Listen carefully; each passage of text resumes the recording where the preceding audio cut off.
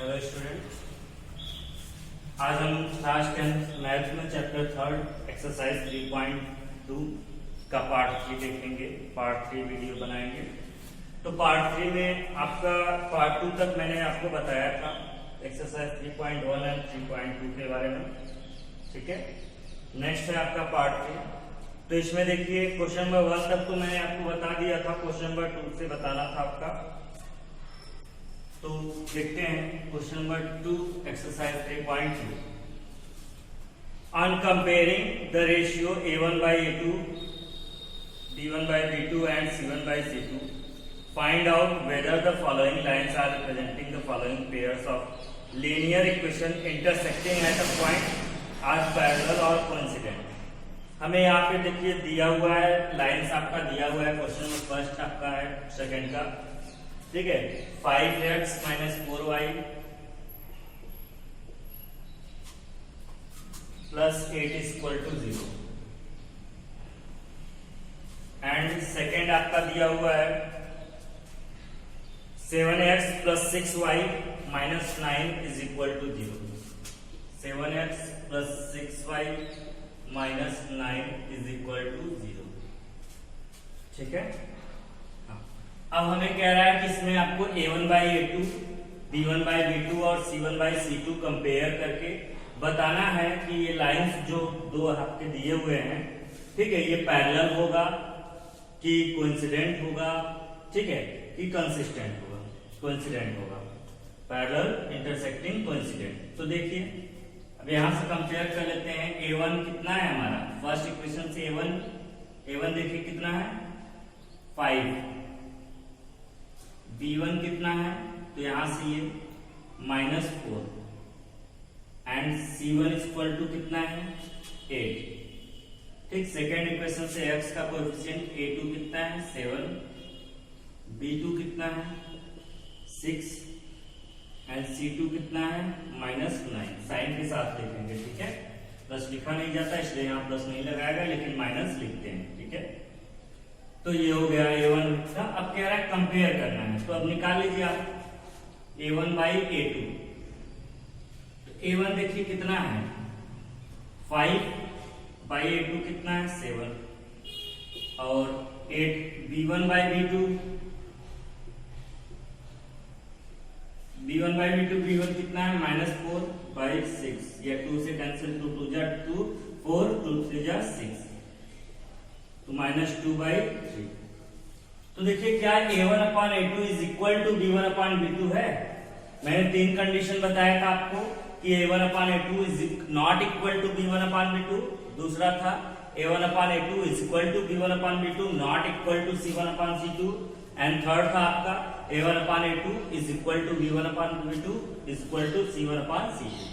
तो यहाँ देखिए a1 और b1 इक्वल है ही नहीं, तो देखिए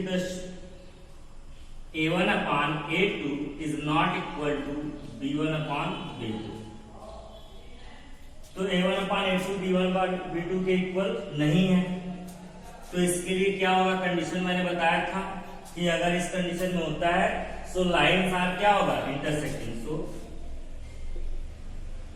lines are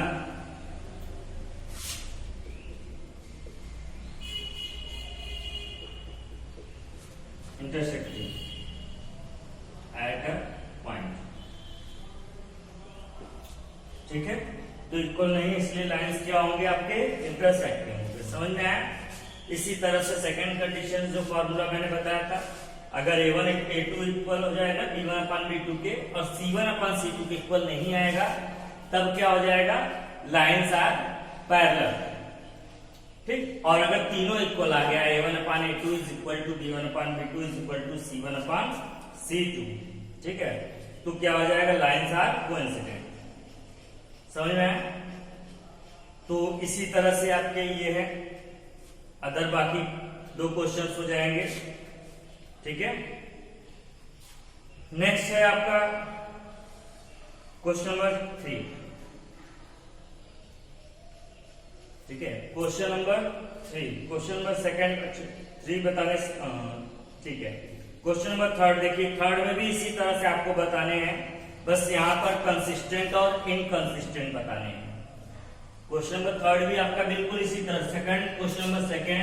question number third और क्वेश्चन नंबर फोर्थ, तीनों क्वेश्चंस आपके एक जैसे ही हैं। तीनों में a1/a2 equal to b1/b2 equal to c1/c2 तीनों में निकालना है और कंपेयर करना है। कंपेयर करके कंडीशन जो तीनों मैंने लिखाया था या बताया था आपको, ठीक है, उसी को बताना है उसके अकॉर्डिंग। जैसे थर्ड में देखिए दिया है कंपेयर, फर्स्ट इक्वेशन है 3x plus 2y equal to 5, 3x plus 2y is equal to 5, तो इक्वल टू है ना, ये इस साइड आएगा, तो 3x plus 2y minus 5 is equal to 0, ये फर्स्ट इक्वेशन हो गया। एंड सेकेंड दिया है आपका क्या,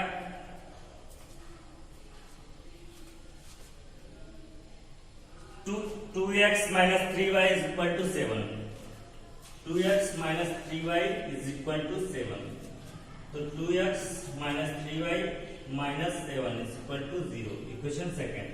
अब देखिए इससे कंपेयर करिए, देखिए a1 कितना है, x का कोएफिशिएंट a1 होता है, a1 कितना है 3, b1 कितना है 2, c1 कितना है -5, a2 कितना है 2, b2 कितना है -3 एंड c2 कितना है -7। ठीक, तो बिल्कुल इसी तरह से कंपेयर करेंगे यहां पे भी।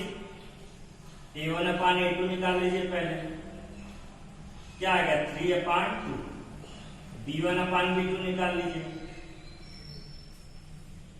कितना आ गया 2/-3। अब ये इसी में देखिए क्या ये इक्वल है, नहीं है। जब a1 b1 इक्वल नहीं है ना, तो इसके लिए क्या करें, तब c1/c2 निकालने की जरूरत नहीं, इसी से हमारा आंसर आ जाएगा कि thus a1/a2 is not equal to b1/b2, so a1/a2 is not equal to b1/b2, so lines क्या होंगे, तो यहाँ पे इंटरसेक्टिंग पैरेलल पूछा था तो हमने इंटरसेक्टिंग लिख दिया। यहाँ पे कंसिस्टेंट इनकंसिस्टेंट पूछा हुआ है, तो यहाँ पर हम क्या लिखेंगे, सो लाइंस आर कंसिस्टेंट। मैंने बताया था 3 कंडीशन होता है, एक बार कभी कभी पूछ लेता है इंटरसेक्टिंग, पैरेलल, कोइंसिडेंट, ये पूछता है, या फिर कंसिस्टेंट और इनकंसिस्टेंट पूछता है, या फिर how many solution, find the number of solution, unique solution, infinite many solution और नो सॉल्यूशन। ठीक है, तो देखिए इस सेकंड क्वेश्चन में आपका था, सेकंड क्वेश्चन में इसने पूछा था इंटरसेक्टिंग, पैरेलल और कोइंसिडेंट है, तो हमने सेम प्रोसीजर अपनाया। ठीक है, a1/a1 a2 b1 b2 c1 c2 निकालकर कंपेयर रेशियो निकाला, रेशियो निकालकर कंपेयर किया कि a1/a2 is not equal to b1/b2, तो a1/a2 b1/b2 के इक्वल नहीं है, इसलिए लाइन क्या हो गया, इंटरसेक्टिंग पूछा था तो हमने इंटरसेक्टिंग लिख दिया। अगर ये इक्वल होता, c1 c2 इक्वल ना होता तो पैरेलल लिखते, अगर तीनों इक्वल होता तो क्या लिखते, कोइंसिडेंट लिखते। ठीक, इसी तरह से सेम यही क्वेश्चन वैसे ही इसमें बस पूछा है कि कंसिस्टेंट होगा कि इनकंसिस्टेंट होगा, तो हमने देखिए सेम प्रोसीजर अपनाया है। यहाँ पर a1/a2 b1/b2 रेशियो निकालकर कंपेयर किया कि इक्वल नहीं है, नहीं है तो क्या होगा, कंसिस्टेंट। तो मैंने बताया था कि पैरेलल जो केस होता है, जैसे a1/a2 is equal to b1/b2 not equal to c1/c2, ये एक केस में क्या होता है, इनकंसिस्टेंट होता है, बाकी के दोनों केस में कि a1/a2 is not equal to b1/b2 या फिर a1/a2 is equal to b1/b2 is equal to c1/c2। अगर ऐसा होता है तो ये क्या कहलाता है, कोइंसिडेंट यानी कंसिस्टेंट कहलाता है या कोइंसिडेंट कहलाता है। ठीक है, तो ये आपका क्वेश्चन नंबर थर्ड भी इसी तरह से है। ठीक है, तो आई होप आपको ये अच्छे से समझ में आया होगा, क्वेश्चन नंबर सेकेंड भी और क्वेश्चन नंबर थर्ड भी। ठीक है, इसी तरह से क्वेश्चन नंबर 4 भी है आपका। क्वेश्चन नंबर 4 में पूछा है which of the following linear pair equation है कंसिस्टेंट और इनकंसिस्टेंट, पूछा है कि कौन सा कंसिस्टेंट है और कौन सा इनकंसिस्टेंट है। तो इसी थर्ड की तरह ही है, कंसिस्टेंट और इनकंसिस्टेंट, बस उसमें थोड़ा सा और आगे बढ़ गया कि अगर कंसिस्टेंट आएगा, इन केस अगर इनकंसिस्टेंट आता है तो आपको कुछ नहीं करना है, उतने पे ही छोड़ देना है, और अगर कंसिस्टेंट आ जाता है तो उस केस में क्या होता है कि आपको ग्राफिकली उसका सॉल्यूशन भी फाइंड करना है। तो देख लेते हैं हम लोग question number 4।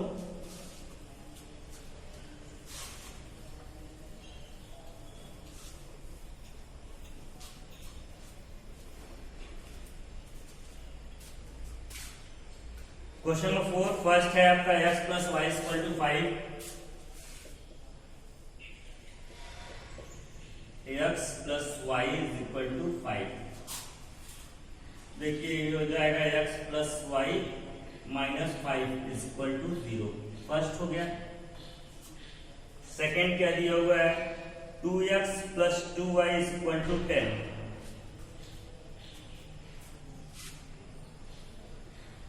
2x plus 2y is equal to 10।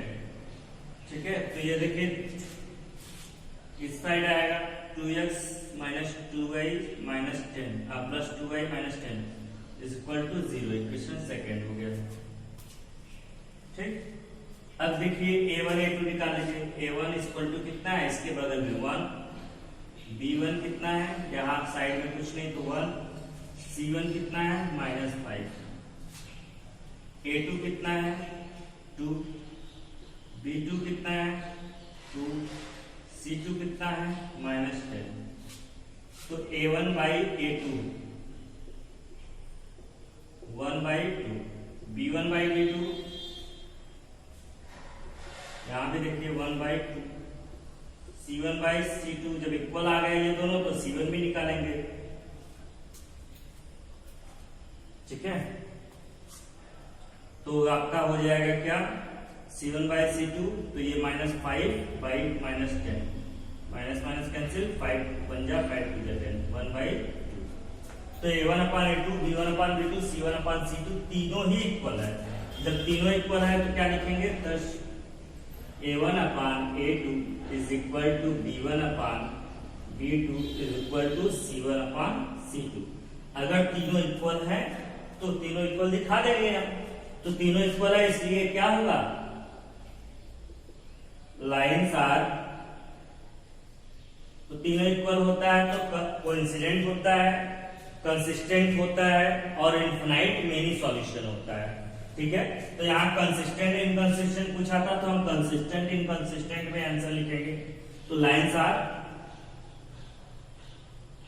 Consistent. ठीक है, लाइन्स क्या हो जाएंगे, कंसिस्टेंट हो जाएगा। समझ में आया? तो ये हो गया। अब आगे क्वेश्चन दिया था कि अगर लाइन आपका कंसिस्टेंट होगा, if the lines are consistent, देखिए क्वेश्चन में दिया हुआ है कि if the consistent obtain the solution graphically, अगर कंसिस्टेंट है तो इसके सॉल्यूशन को ग्राफिकली हमें फाइंड करना है।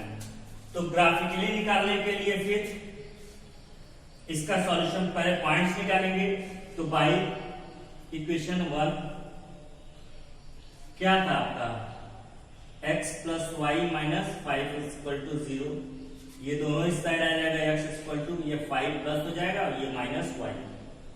अब देखिए लेट कर लेंगे, लेट y इक्वल टू 2, तो x इक्वल टू क्या हो जाएगा 5 माइनस 2, 3 आ गया। फिर लेट करेंगे y इक्वल टू 3, तो x क्या हो जाएगा 5 माइनस वाई की जगह 3 पुट करेंगे तो इक्वल टू क्या आएगा 2। ठीक है, तो देखिए यहां से हमारा 2 पॉइंट्स मिल गया x एंड y। तो देखिए x कितना है 3 और y कितना था 2, y 3 हुआ तो x कितना हो गया 2 हो गया। ये 2 पॉइंट्स हो गए। ठीक है, अब इसी तरह बाई इक्वेशन सेकेंड भी ले लेते हैं। 2x plus 2y minus 10 equal to 0। तो 2x इक्वल टू ये 10 माइनस 2y, तो 2 कॉमन निकाल लीजिए। 2x equal to 2 common, 5 minus y, ये इधर 2 से 2 कैंसिल, x इक्वल टू क्या गया 5 माइनस y।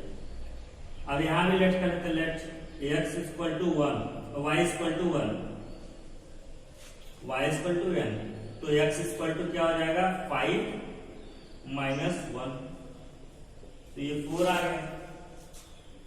ठीक, फिर लेट कर लेते हैं y इक्वल टू 2, तो x इक्वल टू 5 माइनस 2, 3 आ गया। तो देखिए यहाँ पे भी 2 पॉइंट्स हमारे ऑब्टेंड हुए हैं, x एंड y।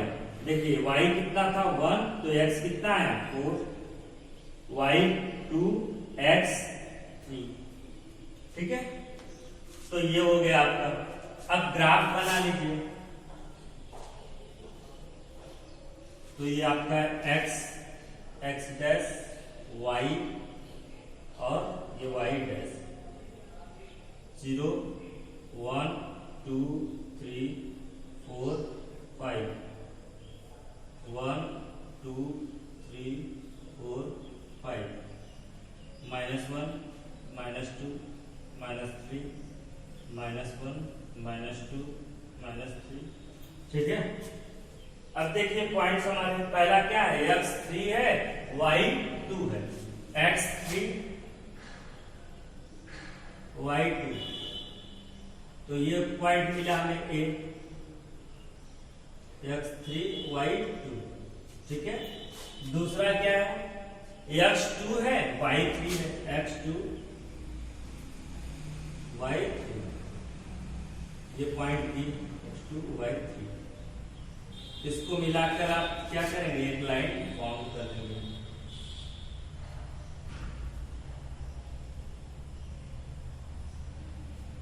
ठीक है।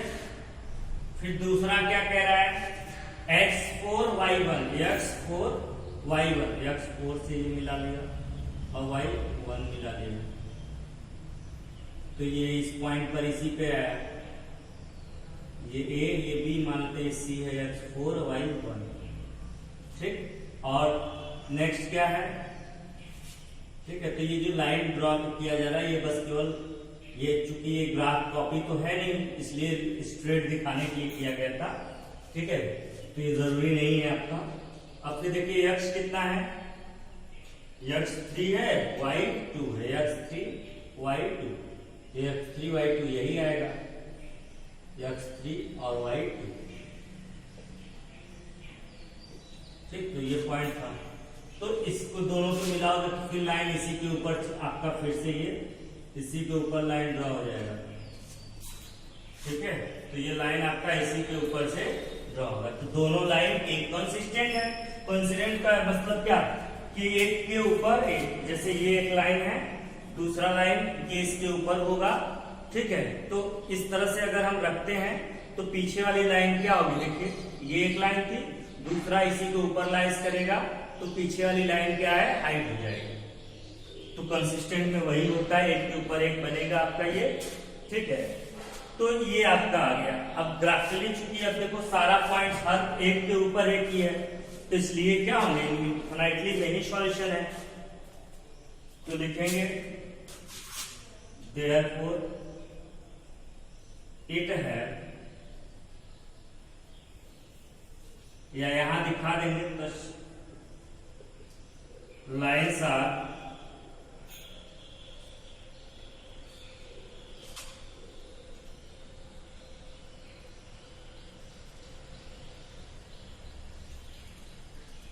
coincident, so it have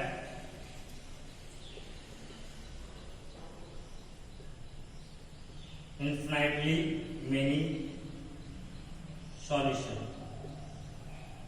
इसलिए इसके कई सॉल्यूशन होंगे ना, इनफिनिटली मेनी सॉल्यूशन हो जाएगा, ठीक है। तो ये है आपका क्वेश्चन नंबर 4। क्वेश्चन नंबर 4 में भी इसी तरह से आपके अगर इनकेस कंसिस्टेंट आएगा आपका, ये देखिए यहाँ पे मैंने आपको ये बताया कि ये कंसिस्टेंट है, कंसिस्टेंट आएगा तभी आपको आगे ग्राफिकली सॉल्व करना है। इनकेस अगर ये कंसिस्टेंट नहीं आता है, इनकंसिस्टेंट आएगा। इनकंसिस्टेंट के लिए मैंने बताया था आपको क्या कंडीशन होनी चाहिए, a1/a2 is equal to b1/b2 not equal to c1/c2। अगर नॉट इक्वल टू c1/c2 है तो उस केस में इनकंसिस्टेंट होता है, और इनकंसिस्टेंट के केस में क्या होता है, आपको ये ग्राफिकली सॉल्व नहीं करना है, ठीक है। तो आई होप ये क्वेश्चन नंबर 4 भी आपको अच्छे से समझ में आया होगा। अब देखते हैं हम लोग next question, question number 5। Okay,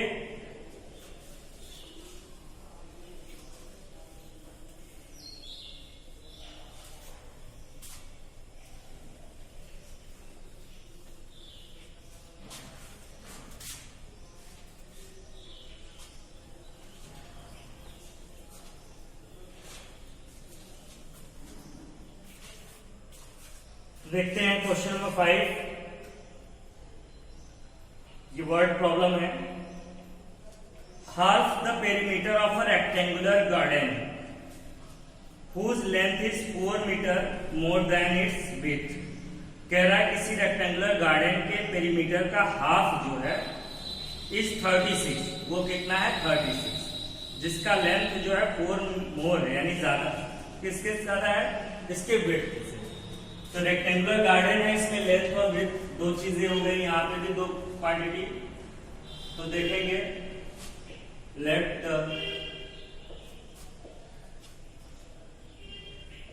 length of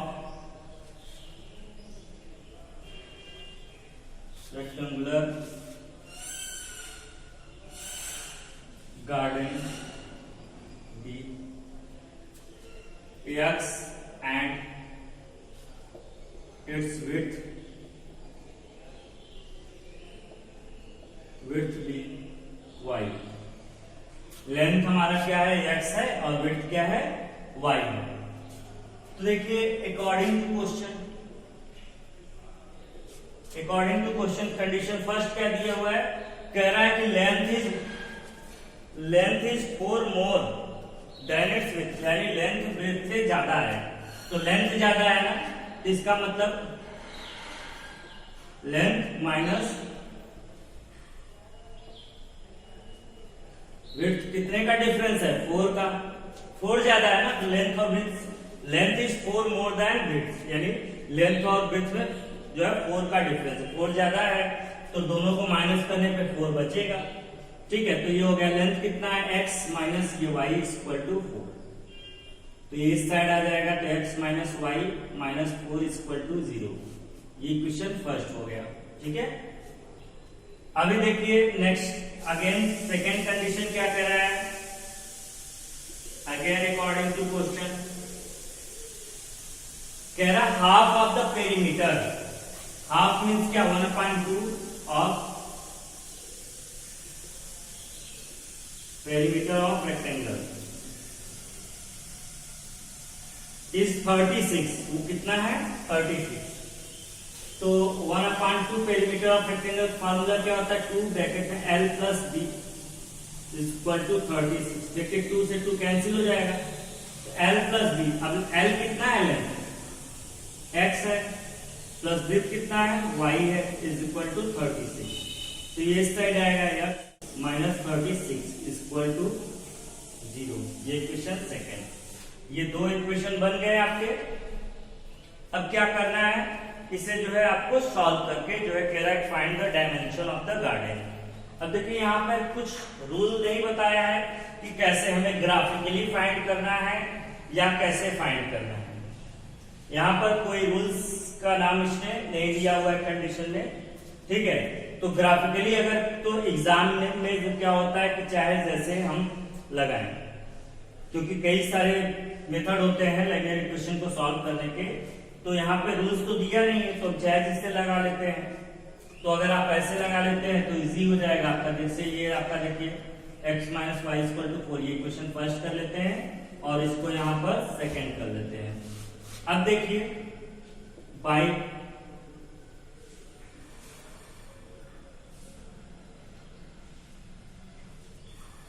adding equation first and second, first and second equation को इक्वेशन सेकेंड, ठीक है, ऐड कर दीजिए। तो ये क्या है? x minus y equal to 4 और ये है x plus y equal to 36। Add कर लीजिए, देखिए plus y minus y cancel, x plus x 2x is equal to 36 plus 4, ठीक है 40। तो x इक्वल टू क्या हो जाएगा? ये इधर आ गया 40/2 20। तो x इक्वल टू क्या आ गया? 20 आपका, ठीक है।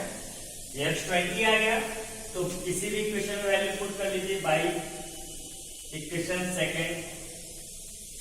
इक्वेशन सेकेंड हमारा क्या है? x plus y equal to 36। अब देखिए x की वैल्यू यहाँ पर कितनी आई है? 20 आई है ना, तो x की वैल्यू 20 रखेंगे तो 20 plus y is equal to 36। ये इस साइड आएगा, y इक्वल टू 36 माइनस 20, तो y equal to 16। Therefore length equal to क्या है, x इक्वल टू 20, ठीक है, metre, and breadth equal to y है इक्वल टू 16, ठीक है। तो ये लेंथ और ब्रेथ ग्राफ के लिए अगर क्या आएगा तो ग्राफ बाय इक्वेशन 1 से लेकर आप पॉइंट्स निकालेंगे, 2 से लेकर पॉइंट निकालेंगे, और जैसे अभी मैंने ग्राफ पॉइंट्स निकालकर ग्राफ बनाना आपको बताया है उसी तरह से ग्राफ बना लेंगे, तो ग्राफिकली भी आपका निकल जाएगा, ठीक है। लेकिन यहाँ पर चूंकि केवल कहा है कि फाइंड द डायमेंशन, कोई कंडीशन नहीं दिया है कि आपको अलजेब्रिकली निकालना है, ग्राफिकली निकालना है या कैसे निकालना है, इसलिए क्या करेंगे, इसको हमने ऐसे सॉल्व कर दिया, आपका ये सिंपल भी हो गया, ठीक है। तो ये हुआ आपका क्वेश्चन नंबर 5। नेक्स्ट देखिए question number 6।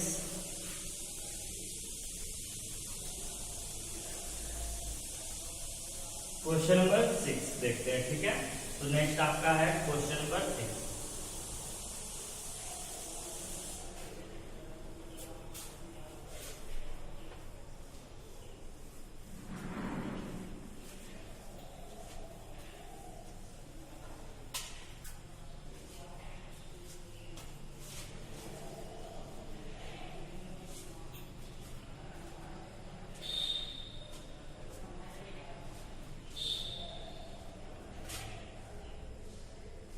Given the linear equation 2x plus 3y minus 8 is equal to 0. Question number 6 है, इक्वेशन दिया है 2x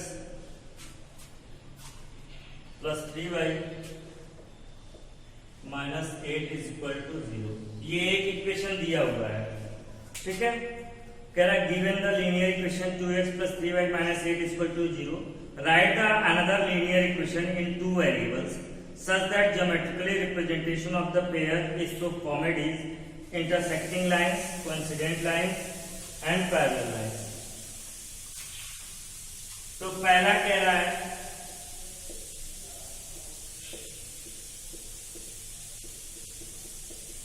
intersecting lines, ठीक है। तो देखिए कह रहा है कि एक लीनियर इक्वेशन दिया हुआ है आपको, कह रहा है इसका पेयर यानी दूसरा लीनियर इक्वेशन निकालना है, और दूसरे के लिए कंडीशन दिया है कि अगर उसका ज्योमेट्रिकली रिप्रेजेंटेशन करते हैं तो वो क्या करेगा, इंटरसेक्टिंग लाइन होगा। तो यानी देखिए यहाँ पे कंडीशन दे दिया है कि लाइन कैसे होंगे, इंटरसेक्टिंग, तो दूसरा लाइन आपको बताना है जो इसके साथ क्या करेगा, इंटरसेक्टिंग लाइन फॉर्म करेगा। तो एक लाइन दिया है, दूसरा हमें अपने मन से लिखना है, तो इसका आंसर जरूरी नहीं कि आंसर सेट से मैच करे, बस जरूरी ये है कि इसका आपको कंडीशन फॉलो करना चाहिए कि लाइंस ऐसे हो, इंटरसेक्टिंग हो। तो इंटरसेक्टिंग के लिए मैंने आपको बताया था कि क्या,